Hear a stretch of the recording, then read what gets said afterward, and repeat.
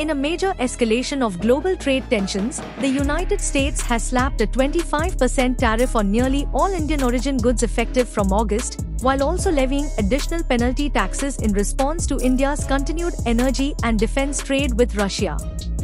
The move is part of a broader realignment of US trade policy under the Trump administration, with India emerging as the only country to face the full 25% rate.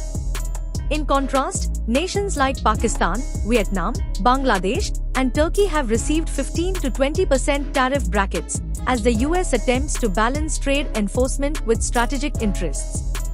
India's higher rate reflects dissatisfaction over New Delhi's refusal to curb imports of Russian crude oil and defense hardware, despite repeated US warnings. The tariff excludes key sectors such as pharmaceuticals, active pharmaceutical ingredients, APIs, energy products, electronics, and semiconductors. However, Indian exporters have raised red flags over the severe impact on other industries, particularly textiles, gems and jewelry, engineering goods, and seafood, which together form a significant share of India's non-oil exports to the US.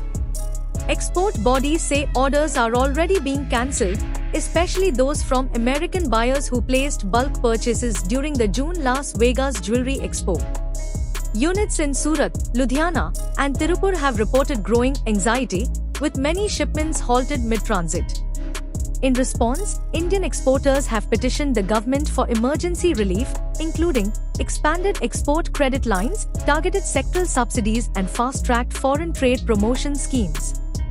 While the Indian government has expressed concern, officials have downplayed the broader macroeconomic effect, estimating that even under extreme scenarios, the tariff's hit to GDP would be limited to 0.2 to 0.3 percentage points.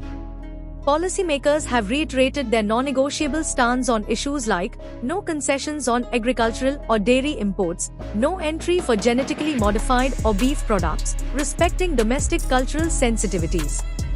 New Delhi has also reaffirmed its commitment to Russian oil imports, citing the commercial nature of these deals and their compliance with global norms. Sources confirmed India will not restructure its energy policy solely to accommodate US trade preferences. Meanwhile, Indian financial markets have shown short-term volatility, with both Sensex and Nifty sliding following the announcement. Analysts, however, expect stability to return as long as domestic demand remains strong and US-India negotiations progress.